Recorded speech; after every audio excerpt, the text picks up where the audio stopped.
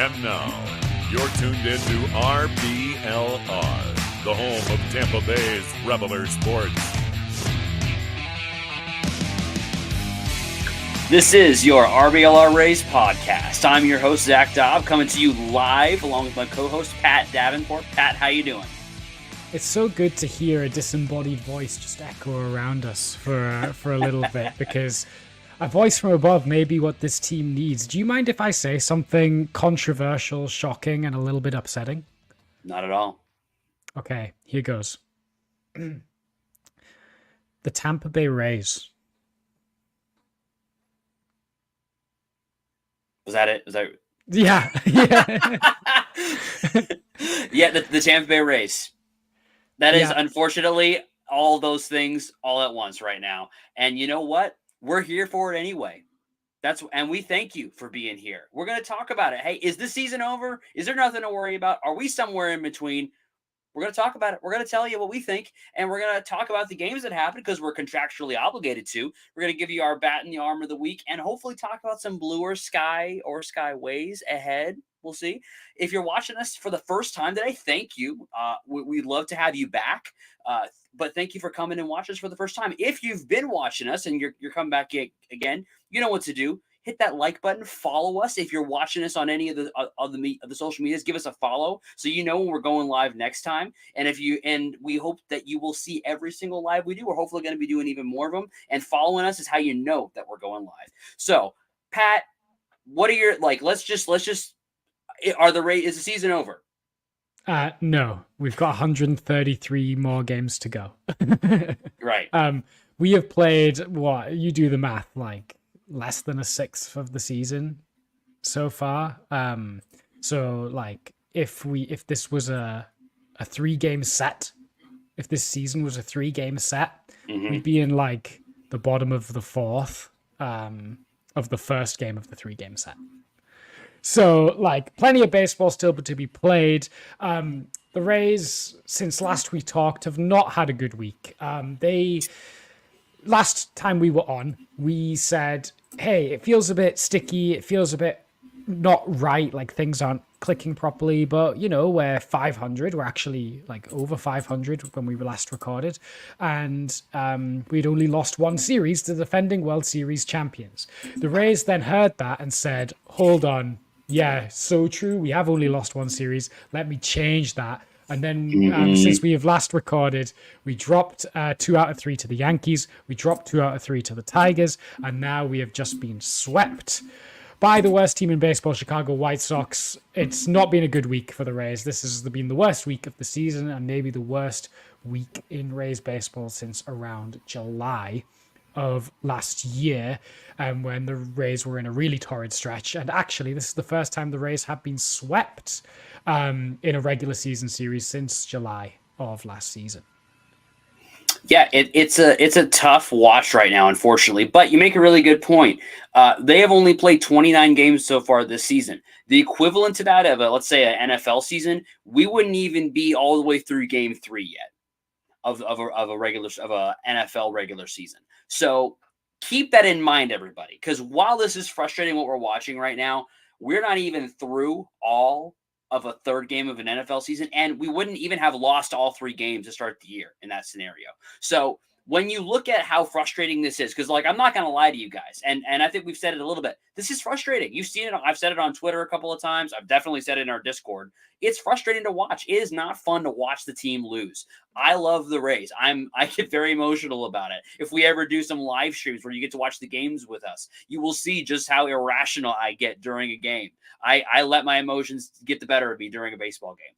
However, and maybe this is a dramatic thing to say, none of what I've seen has changed my mind about the way this team is going to perform long-term over the course of the year. And that's because none of the things that I said the Rays do well have they been able to do well because of outstanding circumstances, right? Whether it's the bullpen, whether it's the starting pitching, whether it's the lineup. None of the things I said, hey, here's the strength of this team. None of them have been able to perform what we might have thought because they've been injured, right? And when you look at the starting pitching, we knew kind of going into the season there was going to be some rough patches. We said that going into the year. And guess what? There's been some rough patches here and there. It's been unfortunate that some of the rough patches had actually come from the more tenured starters like Eflin or Savali. But at the same time, like we kind of knew this was going to happen. And as a result of some of those rough starts, you've had some more pressure put on the bullpen, which is exacerbated by the fact that the bullpen's been injured. If we just take a really easy examples, last night's game, right? There is no scenario which Phil Maton should be the first guy we go to in extra innings. There isn't. There's like 3 more guys I'd rather go to. But when you look at the way that game progressed, they had to use guys like Clevenger early, and they didn't have Fairbanks or Poche available. So that changes the way you do the whole rest of that game. And I think it's a very different outcome if you have Poche or Fairbanks in that last inning. So it just kind of is what it is right now. The fact of the matter is that even though this is really frustrating to watch, and this is probably the most like uninspiring and kind of gross brand of baseball that we've seen the Rays play in a long time, it is while everything possible that could go wrong has been going wrong. And yet and still, they are still performing. Even last year, when all the starters got hurt, the offense was fine. Nobody was hurt. Everybody was running on full cylinders. And same with the bullpen. We could kind of rely on those 2 arms when the starters were gone. This year, everybody's hurt. The whole team is, crashing down. But the good news is, and we'll get to this as we go along, there is light at the end of the tunnel. Guys are starting to get back healthy. There is good stuff on the other end of this. Yeah, absolutely. Like you said, we are currently running options pretty much 6 through 10 of our preferred starting rotation. McClanahan, Rasmussen, Springs, Bradley would probably all be looking at time in the rotation over the likes of Alexander, over the likes of a bunch of people. I think only Eflin and Littell would be in part of a fully healthy rotation for this Rays team. And then, we built our team around, and I know we're beating a dead horse here, but we built a team around a superstar shortstop that was going to put up 6 WAR for us this year. That's impossible to replace on the free agent market. It's just a good thing that Caballero has been so good for us that we've not missed him too heavy. And again, that's a testament to the Rays roster construction. The fact that we're still, even though we've had a bad week, 3 games under 500, despite being absolutely ravaged with our rotation. Our closer is injured. Everything that could be going wrong is going wrong. And yet, despite the bad week, we're not dead last in anything. We're not dead in the water. We're 3 games under 500 with 133 games to go. It might mean we have to taper our expectations a little bit. We probably aren't going to win 100 and something games this year anymore. I think that might be out the window. But playoffs are still very much on the table. We're still waiting on a lot of guys getting back. And you know what? A lot of guys are about to come back as well. And the guys that are coming back are not like, the backup shortstop who might actually be coming back. But like, it's not like a sort of a role player. We're talking about franchise changing, altering players. Josh Lowe is starting is hope, barring any nonsense with his hamstring that we just find out about. He's going to be coming back. Jonathan Aranda, an impact lefty bat, is going to be coming back. And there are even more reinforcements than guys that are coming back from injury that could potentially be coming up from the minors. A guy who today hit 3 baseballs over 100 miles per hour exit velo could be coming up soon. And then on the pitching side, Taj Bradley looked good and is hopefully going to start. We hope to see him back soon. We'll get guys like Shane Baz, who, if not a starter, could be an elite bulk arm or a back of the bullpen arm to beef that back up, whatever his return looks like.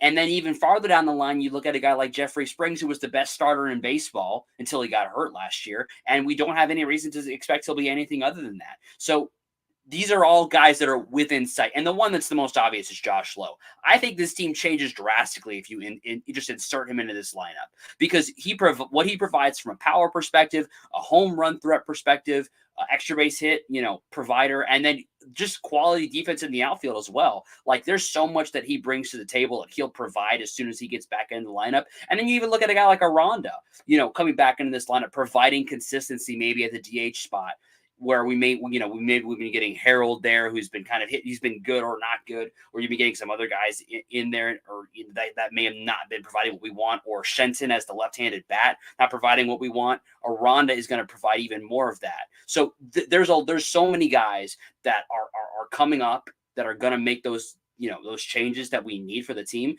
There's no need to go anywhere else right now. And I think that's what's frustrating as a fan right now, is because as much as I would love for them to go make a move, make a splash of some kind to affect change immediately, there's no logical reason to do that, because any change that you think, man, if we could just get this, that would change everything.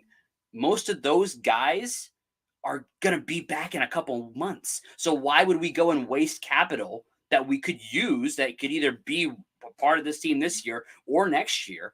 Why would we go waste that capital when the solutions are just coming? So we just are in this weird limbo right now where we're watching some kind of uninspiring baseball, and we can't really do much else but just sort of just observe it and watch this team still fight anyway. This team is fighting through this. They are trying to win games. They're scratching their claw, and they're not always successful. But playing in windy Chicago isn't always a great scenario for anyone. It's kind of it's kind of weird. Don't tell me those all those Benintendi home runs were would have been home runs everywhere. They probably were. I'm just scratching at nothing. But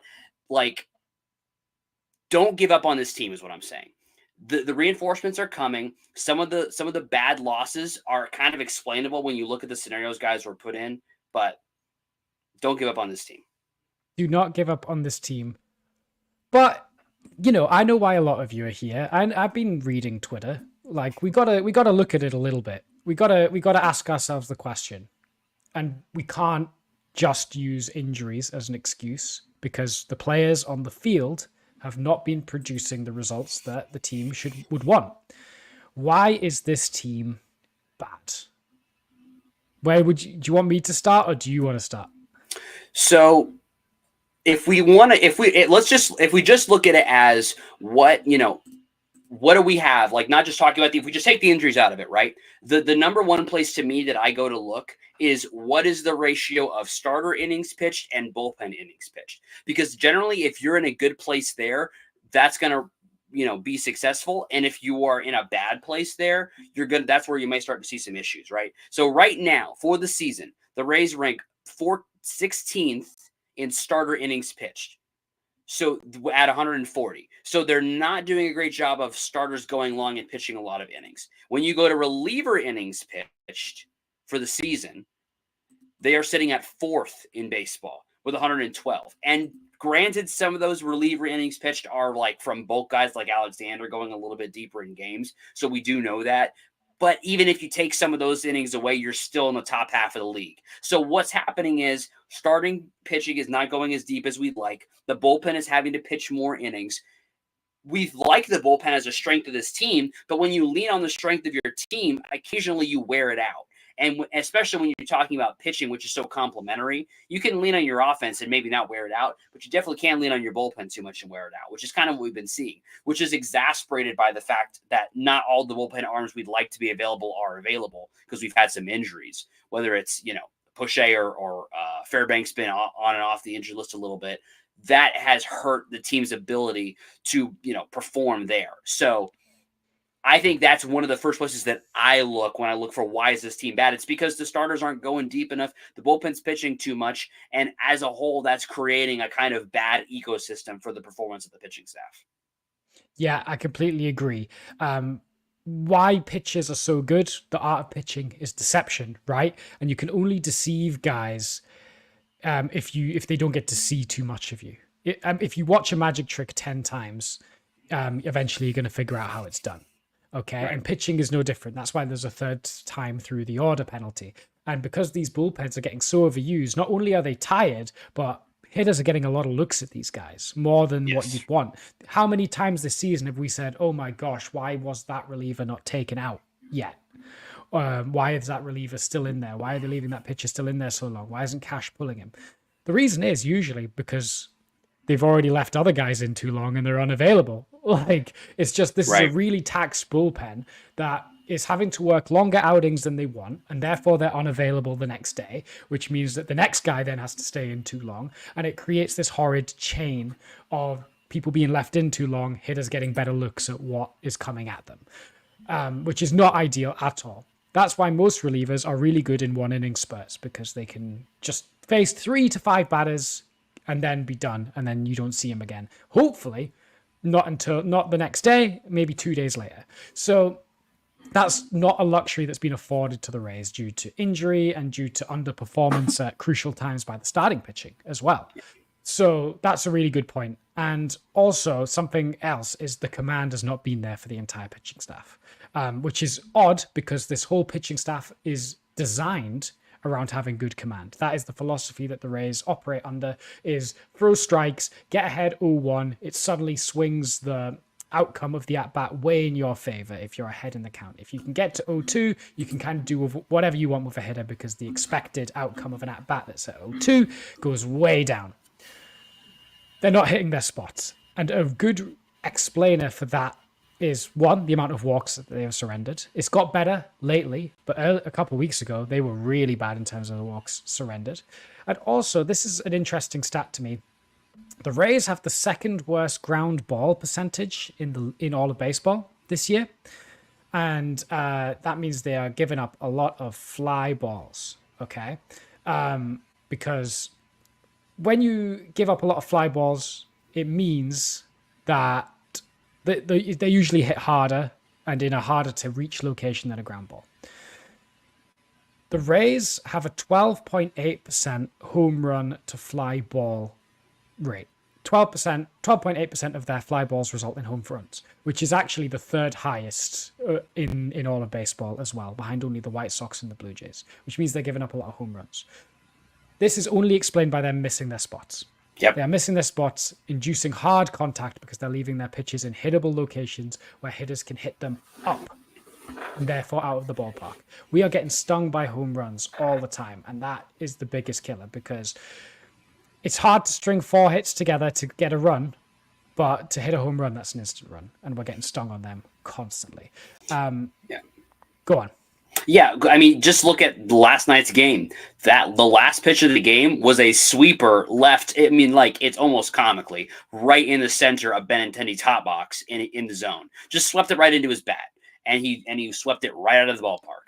So that's exactly what you're talking about is where they're not hitting their spots. The location is not great, and they're allowing that hard contact. When you talk about the walks that they're giving up, even after some improvement, which over the last week they're ranked 3rd in baseball in walks per 9. That's good. But still, for the season, they're ranked 29th in walks per 9, over 4 walks per 9.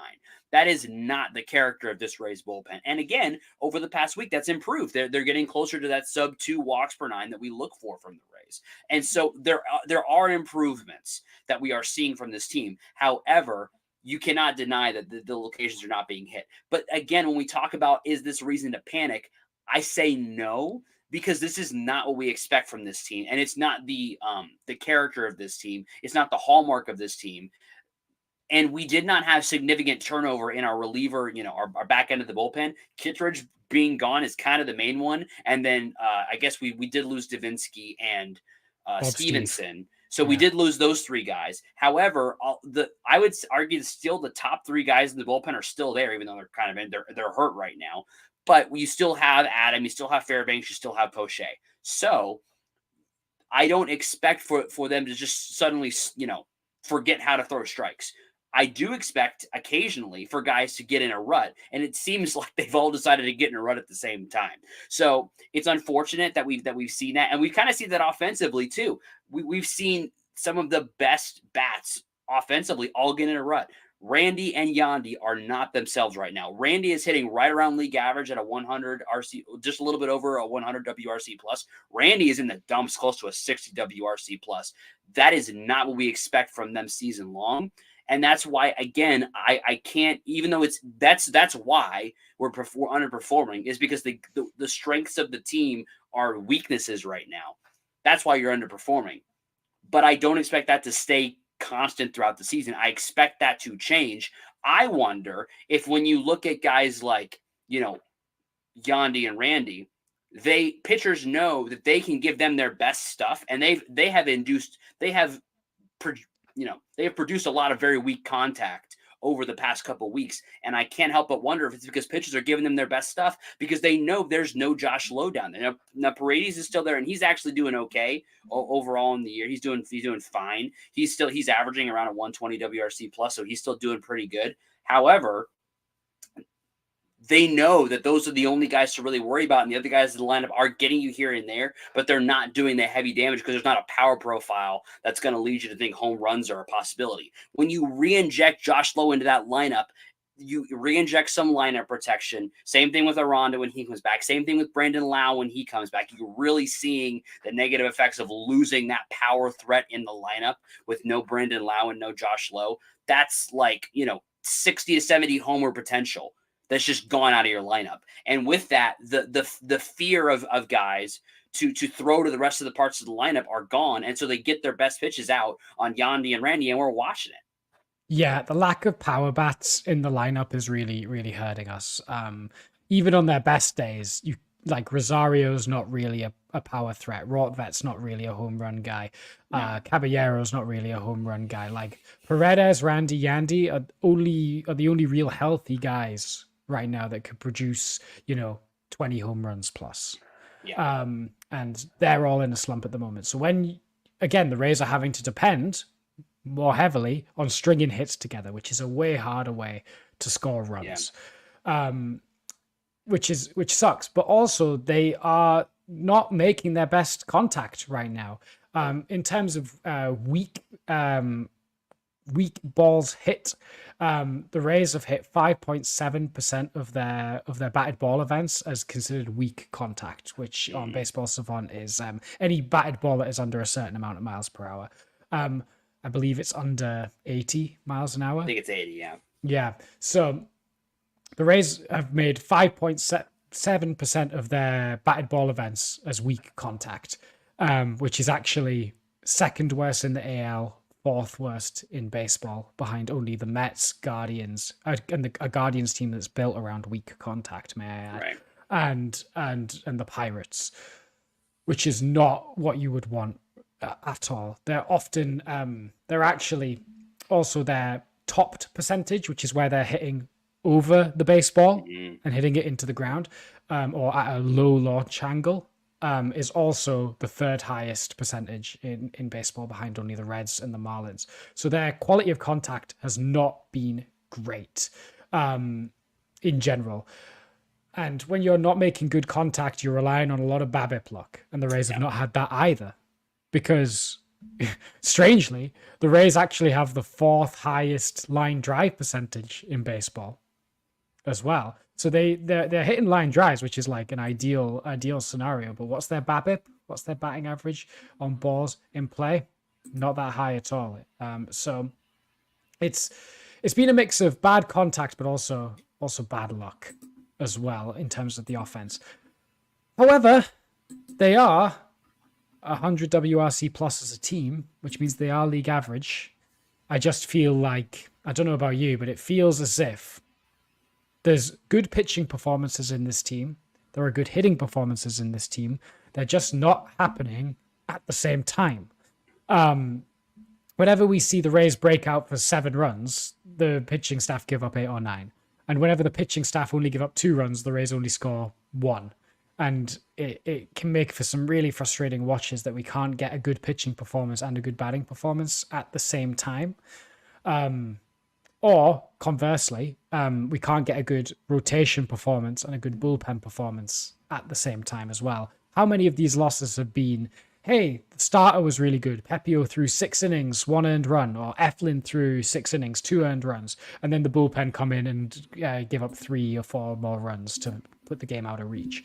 Or the bullpen come in and throw 5 shutout innings, giving up 1 hit, but that was before Zach Eflin gave up 6 runs in 4 innings. Like, there's loads of good performances. They're just not happening at the correct time. And also, baseball is quite often a game of sequencing. How often do you get hits and then don't capitalize on them. The Rays are really good at getting a lot of hits and then with runners in scoring position, not quite making it happen at the moment. So you've just got to see that the sequencing is also a bit out of whack, and that's due for some positive regression typically over a full season as well.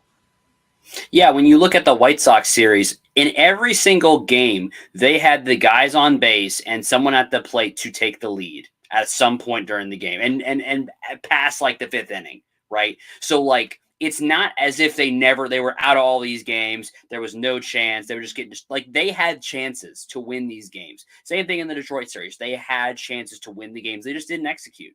And that's, to me, that gives me hope, because I do believe in this team's ability to execute. And more importantly, I believe that this team will get players back that are really good at executing. And the more of those players you have on the team, the more execution you're going to get. And then you will see kind of that success just go throughout the rest of the offense. I truly believe that once some of these guys get healthy and you start having some positive performances by some of these guys, that will start to spread, because you've been getting some good performances. Palacios has been awesome. Rosario's had a nice start to the year. Cabby's had a nice start to the year. Rortvedt has had a nice start to the year. So when you start to bubble that up along with some of the big hitters coming back and performing there, that'll all bubble up and you'll start to get that success throughout the lineup. It will come. It's just been frustrating to watch because you've seen the opportunities.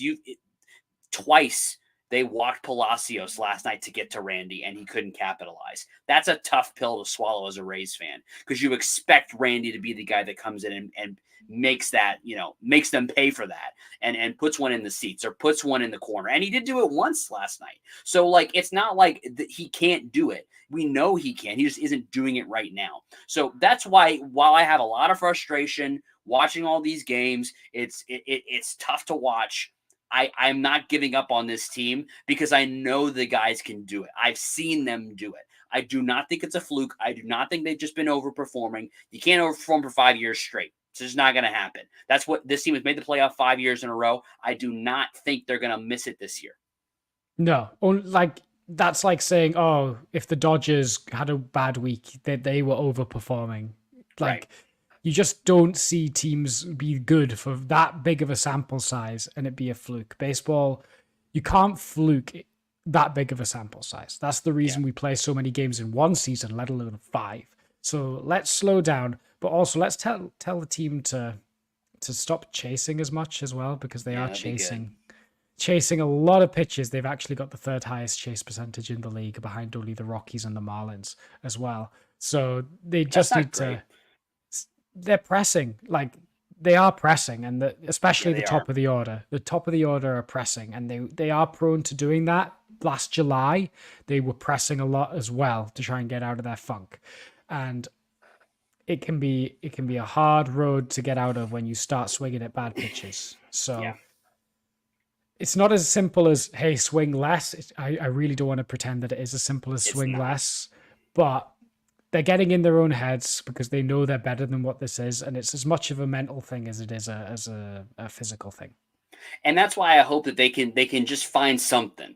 Maybe we'll talk about it later, but maybe there's something exciting that's going to happen on Monday that can sort of get them out of the funk, and they can put them in the positive direction.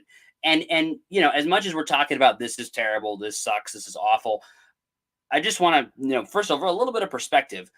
One of the teams that was in the World Series last year has a worse winning percentage than we do right now with the Diamondbacks. So it can happen to anybody. Every team's going to go through slumps throughout the year. It kind of sucks that we're having to watch the Yankees win some games and the Orioles win some games, and the Red Sox are somehow winning some games, and the Blue Jays are a mess, but they're still somehow winning some games. It's just kind of frustrating to watch that right now, but that's not going to be the way it's going to be forever.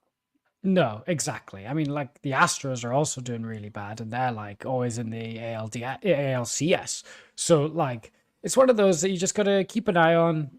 Let's not panic yet. Do you think there is a time that if we were still playing, a bit under 500 level of baseball, when would you start to go, okay, panic time? When in the season is the time for us to panic if things don't pick up? So when I look at the month of May, there is a lot of, if you just look at the schedule, there's a lot of blue, which means there's a lot of home games in the month of May, more home than away. So I would say that if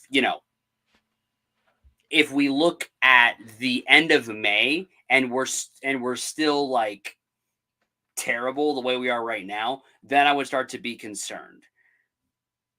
But until then, I'm really not that worried about it because, it's unfortunate that, and we said this at the beginning of the season, we expected that they would kind of play the way out of it by the end of April, and they sort of haven't. So that's kind of unfortunate. However, I'm still not, I'm very slow to push the panic button. And I would be more willing to push the panic button if they had made massive changes to the roster.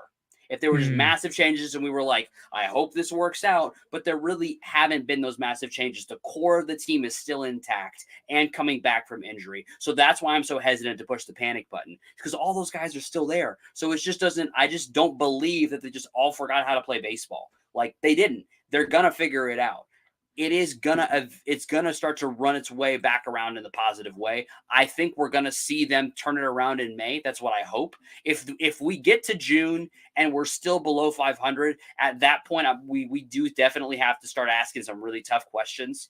And I hope that we're not there. But at that point, then I'll be honest with you. If we get to June and we're still here, we're gonna have to have some tough conversations.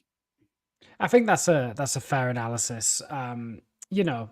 I think the problem in a lot of fans' minds right now is just the lack of money in the bank for this particular season built up. Because when we were going through that awful July last season, which I think is the closest comparison to what we have now, the Rays were already had a really outstanding April and a good May and June to follow up with that. So when the month of July, where we were playing really bad, came up, everyone was kind of like, oh, well, we've had this respect built for this team already, so we're not going to panic quite as much. Like, it sucks, but we still trust this team to make the playoffs. We still trust in how this roster is built. But because this is coming fresh out of a new season, the perspective is, well, this is all we've seen of the 2024 Rays, therefore this is all we can build our expectation of. But I have to say again and again and again, like you said, Zach, this is in large parts a very similar team to the 2023 Rays and to the 2022 Rays and to the 2021 Rays and the 2020 Rays. Well, probably not the 2020 Rays, but like the past 2-3 seasons, we've had lots of roster consistency compared to, what the Rays have a reputation for, especially position player wise. We have a reputation through churning through a lot of guys, but we have made a core here. And it's a strong core that's taken us to the playoffs for 5 years. Brandon Lau, Randy Arozarena, Yandy Diaz, those guys, the past 3-4 years of that have been the key parts of us making the playoffs, and they're all still here.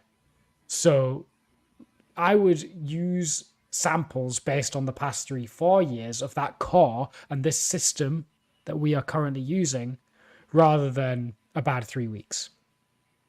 Absolutely. And if you're sitting out there right now and you're looking at your wardrobe and you've had a couple terrible years of your life, and when it comes to your wardrobe, and you're looking to build a core of top tier outfits that are going to put your team to the next level into yearly playoff contention in your wardrobe, then go to shop.rblrsports.com, where you can get 10% off everything you'd want to buy there with promo code FLAPPY, FLAPPY. Now is the time. The Bucks just had the draft. This is a great time to get in on them. The Rowdies are doing great. I thought maybe that Cal Jennings was going to get a hat trick the other night. The Lightning are still alive in the postseason. They're still fighting, and the Rays are going to turn it around. You know it. So go to shop.rblrsports.com, get 10% off everything there with promo code FLAPPY, FLAPPY. There's no way you're going to be on a 1-7 run with your t-shirt game if you go on a spree at rblrshops.com. There's just no way. And you know what, Zach? I'm going to say it. The City Connect uniforms come out tomorrow. Well, they get revealed. Tomorrow. We've seen a couple of teasers. We may have seen some socks. We may have seen a billboard around town. And I'm just going to say it. And this is maybe the deepest piece of analysis I have ever given on this show, and the most thought through piece of analysis I've ever given on this show. The City Connect uniforms are going to save the Rays season. You heard it here first, everybody. You heard it here first. The Sky Rays are gonna save the season. It's gonna happen, and I honestly cannot disagree with you. I am so psyched as a lover, as you can clearly see, a baby blue, and as we're hopefully seeing, or powder blues, and we're hopefully gonna get some powder blues coming up very soon. I am stoked. I cannot wait for it. You cannot tell me that when you see Randy Arozarena running out there in that City Connect uniform, you're not going to get pumped. When you see Josh Lowe when he comes back from injury in that uniform, when you see Zach Eflin, when you see Zach Littell, when you see Pete Fairbanks whenever he gets back in that uniform, you're not going to be pumped up. It's going to be awesome. I'm excited. The Randy Arozarena 3 home run game in the City Connect uniform is gonna maybe cause it might start world peace. It may just initiate world peace. Yes. When he'll hit one of these, and we'll Yes. be like, this is why we like All baseball. is right. Yeah, this is Now, Pat, how many Yeah. Rays jerseys, or do you own any Rays jerseys? So I own a Rays t-shirt. I own Jersey. a few Rays I own some Rays t-shirts, but I don't actually have a full jersey. I think if this City Connect is as far as I'm hoping it's going to be, I think that's going to be my first jersey. I've got some t-shirts, I got some caps, but I've never had a jersey. Maybe I should do it as a poll on Twitter, who I should get as the name on a City Connect jersey. Are you one of those who's like, I don't put the name of another man on my back? Or are you like, yeah, I'll wear a jersey of a player I like? Yeah, I'll absolutely do that. I might even leave it up to the Twitter gods. I'll set some options, so you can't be anyone. But I'll pick a Rortvedt City Connect jersey. You know what? I'm gonna make that one of the options. I am gonna make that Benny Biceps. Benny Biceps. They're bringing back Players Weekend as well, but they've not given him the nicknames.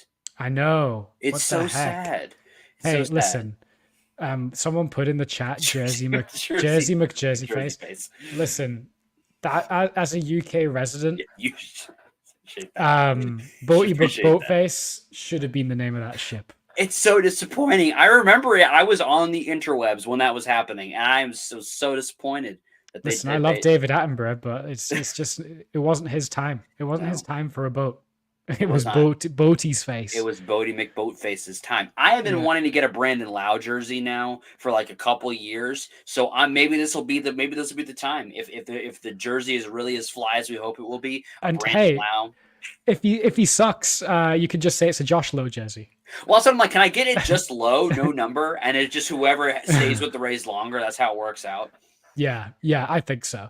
Yeah. Speaking of adding to our wardrobe and changing up the look of the team, is there anything that could fix the current slide that the Rays are on? Because we could just say they got to play their way out of it and it'll just happen. But is there anything that could change within the team that would immediately improve results even marginally anywhere? So that's the thing, right? Because the only thing I think that would actually change this team is a serious impact starter or serious impact bat. There is no around the margins messing around you could do to fix the team, because you kind of already have the around the margins guys that are really good, I think. What you need is the impact bats. So and those guys are not going to be available right now. There's very few teams that are their season is over and they're just going to completely punch on the year to really be willing to trade guys. There's nobody on the open market that's available. I'm not interested in Trevor Bauer. Just going to say that right now. Zero interest in that. So there's no impact starters that are out there that could be got. And again, to me, it doesn't make sense to give up assets at this point in the year. To go and try to make those changes when guys could still come back from injury and be the change that we need, be the change that you want. But I will tell you that if we get close to the trade deadline and we're still playing this way, then maybe I could see the argument of trying to package some guys and go for an impact piece. But right now, who's trading? Who's even available? We don't even know that yet. I'm sure the Rays are listening on the phones because they always are. But who's available? Who are we going after? Honestly, I'm not even really looked into it because I don't think it's worth it right now. Because anybody who's an impact bat right now, the value you'd have to get up to get them is not worth what you'd be getting in return, even if they play up to their expectations. So yeah.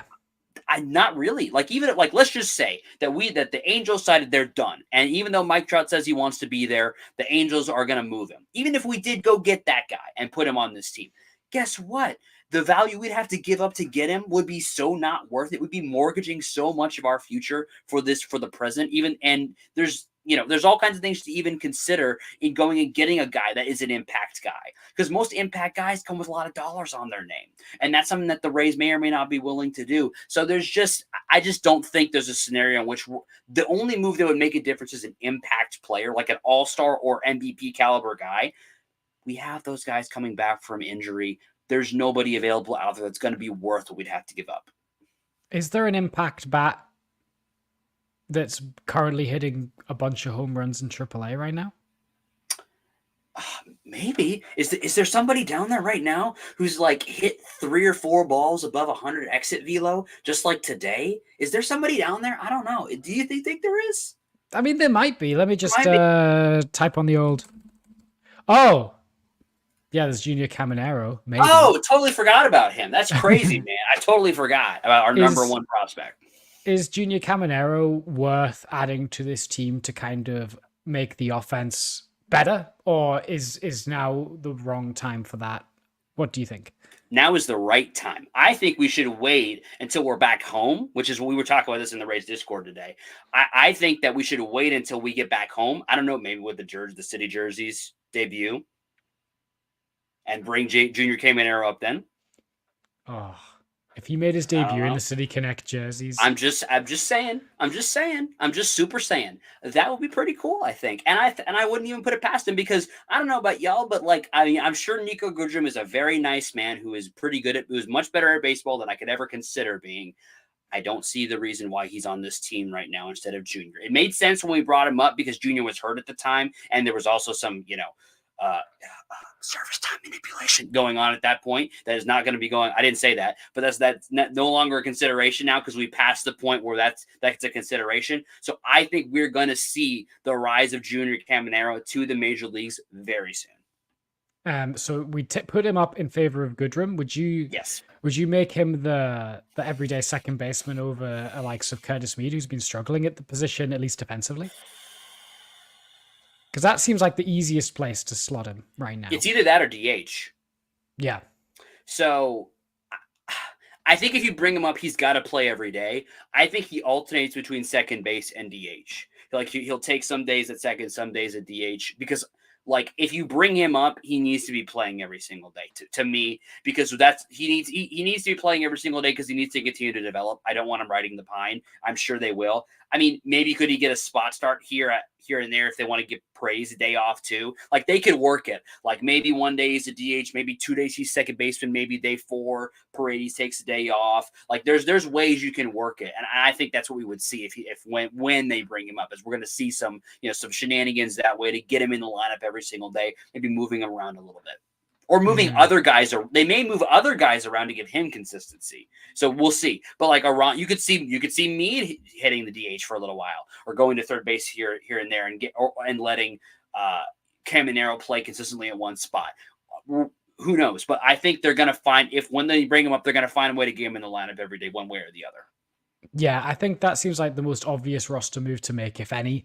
I also imagine maybe Emrod, who pitched today, after being used for 2 innings today, they might just do the old bullpen shuffle-a-rooney, where they bring up another arm from downstairs to just be fresh. But other than that, I don't think there's really much to do other than the bullpen shuffle and and Caminero for Goodrum. But Caminero for Goodrum seems like a no-brainer now that there's no service time attachments to it. I think it's clear that he can do it at AAA, because I know he skipped AAA when we brought him up last year for a cup of coffee. So he's proven that he can do that. So why not give him another run in the majors, see if he's ready to go while he's locked in and like hyper focused. We'll see. We'll see if anything comes of that. Probably not, like you said, mid road trip, because we're going to Milwaukee to face the Brewers next, but then we come back home Friday to face the Mets. So that seems like it could be a time to do it. Yeah. All righty. I would expect that. Don't get me excited. Don't get me excited. I'll do it. I'm gonna put my chips in. All right. let's have a look at our bat and arm of the week then.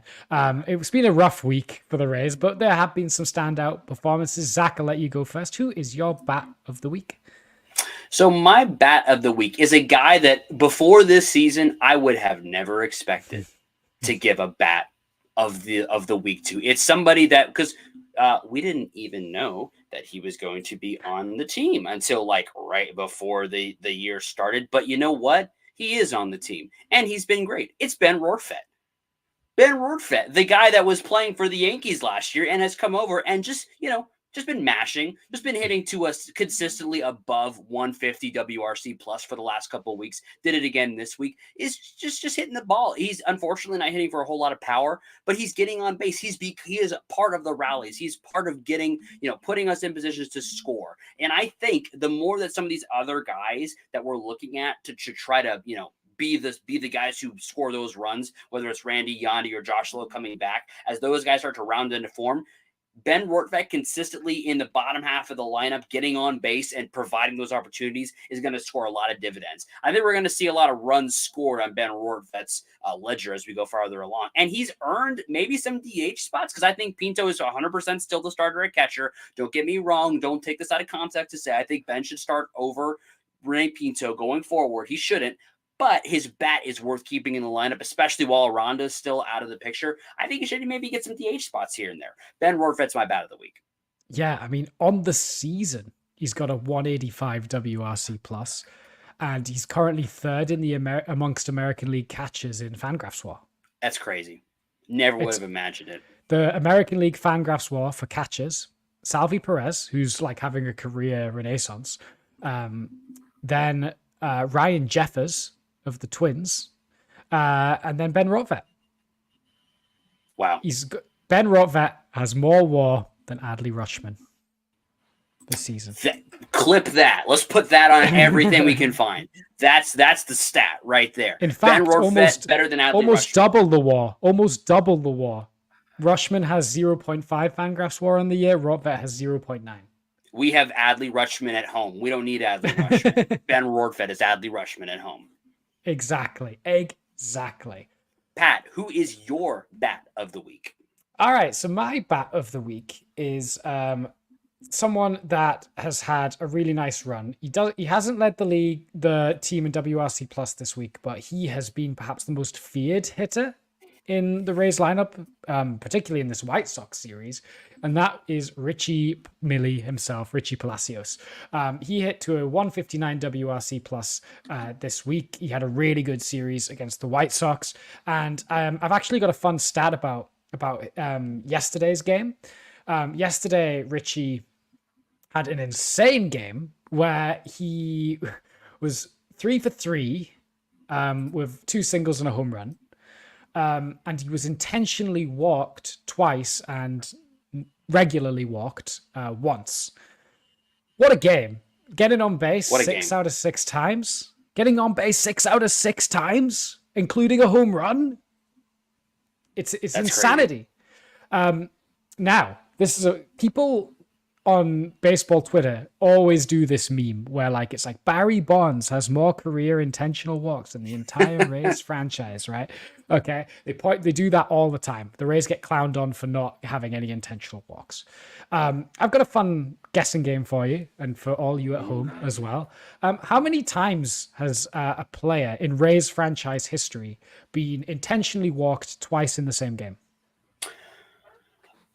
In their entire franchise history, in their 4,137 games. I am going twice. I'm going to say, I'm trying to think who would have gotten intentionally walked twice in a game. Maybe Longo a couple times. Maybe Pena when he was kind of in his, I'm going to say 5 times. Okay, it's slightly more than that. 15. It's 17. 17. I was close. In 4,137 games, there has been only 17 occasions where a player has been intentionally walked twice. And Palacios is the only guy to have done it while also getting 3 hits in a game. So that's pretty good. So Fred McGriff had it happen twice. Mm. Then we've got Ben Grieve did it in 2002. Steve Cox, Jared Sandberg also did it in 2002. These are some names. Yeah. Carl Crawford had it Okay. happen to him in 2003. Okay. Aubrey Huff had it happen to him twice. Okay. Longoria had it happen to him twice. Okay. In 2010 and 2014. Pena had it once. Okay. Corey Dickerson had it happen one time. Hey, put some respect on Corey on 2017? Corey Dickerson or something. He was an all-star in 2017. There you go. Put some this respect. happened in 2016. Okay, well, but put some respect on 2016, 2017 Rays Corey Dickerson. Brad Miller also had it happen. Nate Lowe had it happen in his short stint with the Rays. In 2020, he got intentionally walked twice by the Nats. Brandon Lau had it happen once in 2021. And he hit 2 home runs in that game. And also got intentionally walked twice. That's a crazy game. Yeah, Yandy Diaz in 2021 got intentionally walked twice. That was before he went super crazy with the hitting. Interesting. And now Richie yesterday. That's crazy. Did you know that Richie Palacios is currently ranked number 6 among qualified outfielders in WRC+? I did not know that. Behind Tyler O'Neill, Colton Cowser, and Juan Soto, Kyle Tucker, and Joe Adell. Those are some names up there. He is ranked 6 behind those guys in WRC+. Joe Adell's the weird one. I didn't expect that one. Imagine if Joe Adell could run the bases. You know what I'm saying? I mean, listen, I don't think I've seen a couple series ago. I don't think I've ever seen it as bad as that. That was rough. All right. Let's arm of the week. What is your RB alarm of the week? So my RBL arm of the week is a guy that we have gone to many times, and we've said, hey, we really need it right now. We need it from the bullpen. Can you give us that inning? It's a guy that has in his career come into a game with the bases loaded and nobody out and gotten out of it. That's Jason Adam. He is over this last week, as he frequently has been the guy we go to. He even went 2 innings once this week. He is that guy. He has that versatility. He is the rock of this bullpen right now, especially considering that Pete is out right now. He closed it out yesterday in the 9th until the 10th. We don't want to talk about that. He didn't allow those runs. He kept it where it was and allowed us to get to extra innings. He's the guy right now in the Rays bullpen with Pete out, and he's been that consistent rock. It's Jason Adam.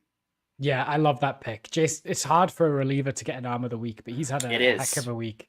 And yeah, everything that the big outs that he's gotten in high leverage spots has been so important for this team in a bullpen that's been better than it was right at the start of the season, but still, doesn't always know where it's going to get his big outs from. But Adam is a healthy, reliable guy and has been able to just do it in whether it's in the 6th or in the 8th or 9th. So I love Adam's versatility and availability in that respect. The best ability is availability, and that's what Adam has provided. So, Pat, who is your RB alarm of the week? I think this is the 2nd week in a row that I'm giving it to him. It's my boy, Ryan Pepiot. Pepiot has had another excellent start this week. Unfortunately, he did not pick up the win in this start, but he went 6 innings of just 1 run allowed, only 3 hits allowed. A really, really quality start for Pepiot, who seems to be going through a bit of a pattern of like a really good start and then like a not so good start. He's almost there. But he's got the tools to be a really, really great pitcher, and he put up an absolutely quality start in a week that didn't have tons of those. Littell snubbed. I mean, Littell was also very good this week. He was very good. I'm going to giving it to Pep just this time, but I feel like Littell's due. I feel like he's due for one. He's due. He probably would have got it except for his first start of the week. It wasn't really his fault, the runs they gave up. I looked at it and I expected he was charged with 5 earned runs, which I don't think is fair based on what happened. There were some like bad defensive plays that I think should have been charged as errors and were not. So whatever. It's really hard to get charged with an error these days. It feels like it. Yeah, it feels I think like that's a changing in scoring philosophy. Yeah. How do you become an official scorer, by the way? Because I feel like that's a sick job. Great question.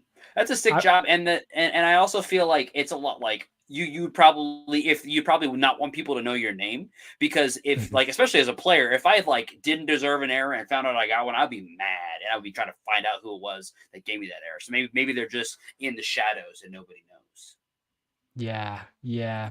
But if anyone needs it, hey Rays, if you want to pay me to sit in the trop and score your games, I'll do it. I'll do it for less than the guy that you're currently getting to do it. Hey, that's a great offer. Speaking of some great offers, I would like to offer you a discussion on the roster and how some things are starting to maybe go in the correct way. Would you like to take me up on that offer? I accept your offer on this occasion, yes. Okay, so let's talk a little bit about some guys and some injuries and some potentially coming back from. Taj Bradley started today in AAA, went 5 innings, looked pretty good overall. So we're hoping to see him move back. He looked. It's tough to say with pitchers like how long his ramp up will take. I would expect him to get at least one more start in AAA before he comes up to the majors, but he is moving in that direction, coming back up.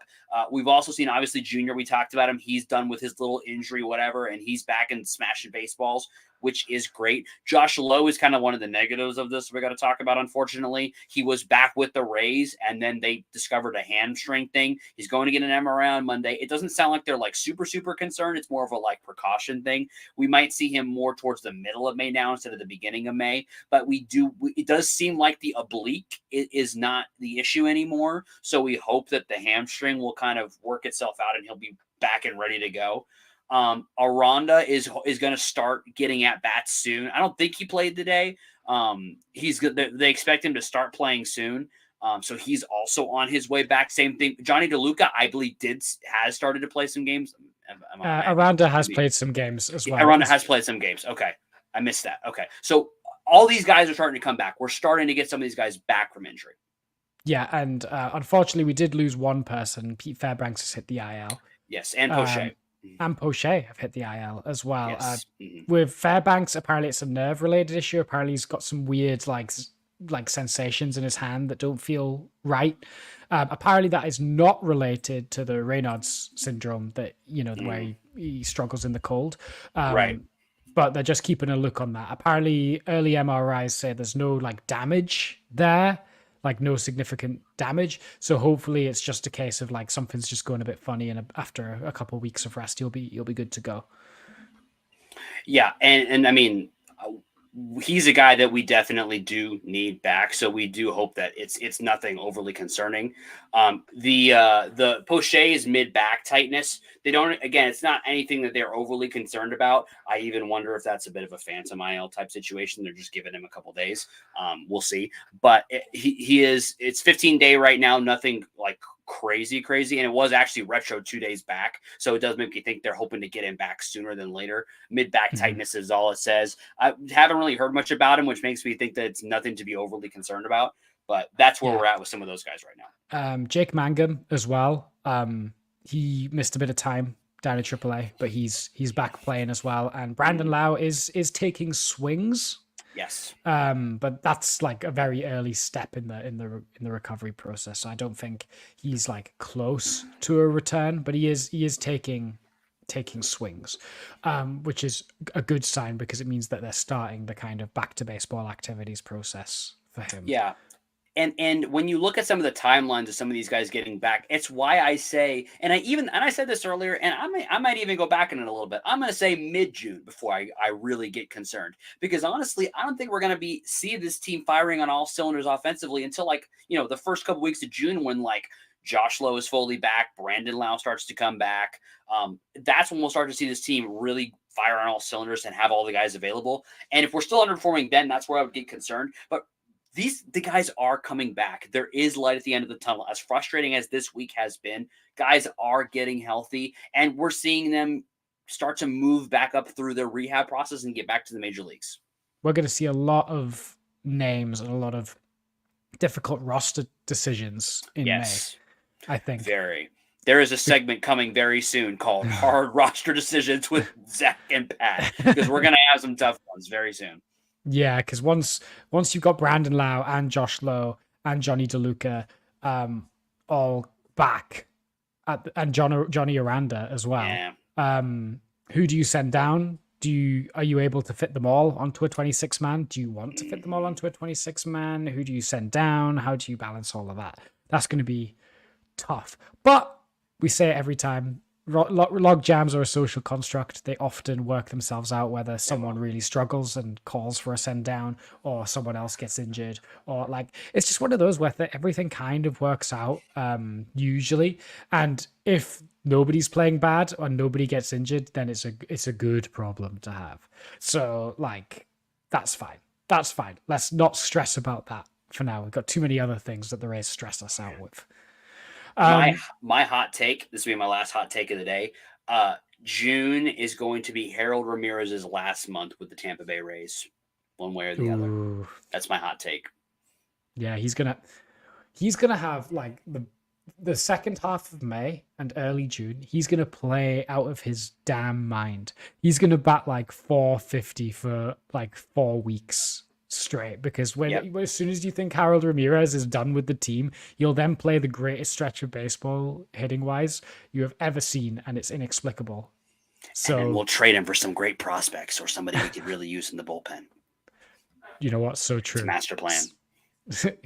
Thank you, Neander. Praise be to Neander for planning this all out in advance. Yes, he's very good at that. Yeah, it was all part of the master plan. We're just pump faking the rest of the AL East into thinking we're bad, and then we're going to sneak up and get them like the Orioles did with us last year. Yes. Yeah. Yesterday, somebody pump faked a fly ball to where they went up and they thought it looked like they were going to catch it. They didn't catch it. Somebody started from third earlier, and then they actually did catch it, so he had to go back, and then they threw him out at home. That's what Neander's doing. I'm not going to say who was the victim of that. We're not going to worry about that. But my last thought before we go off air is I want to see a hidden ball trick this year. I have not seen a hidden ball trick in so long. They're so fun. I feel like someone's not going to be paying attention somewhere. Cabby could totally do that. I could totally see Cabby doing that to somebody. Like, surely, it's annoying we've finished playing the Angels. I was just thinking the same thing. Joe Adele would be perfect. Joe Adele would be perfect. What do you reckon the odds are on placing a bet on Joe Adele being hidden ball tricked? If I bet $1 on Joe I feel Adele like being hidden ball there's got to be a prop bet you can do somewhere on that for sure.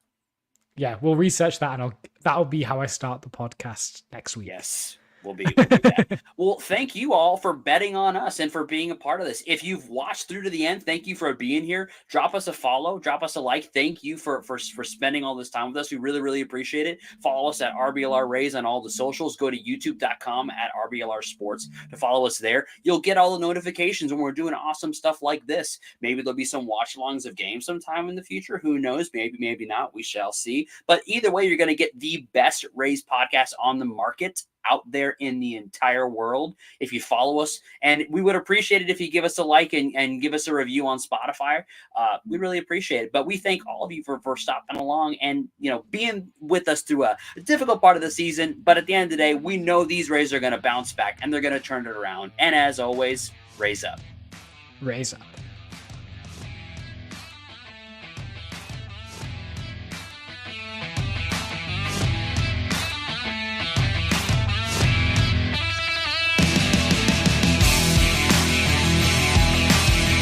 Thank you for tuning into this presentation by RBLR Sports. On your way out of the stadium, please remember to like and subscribe.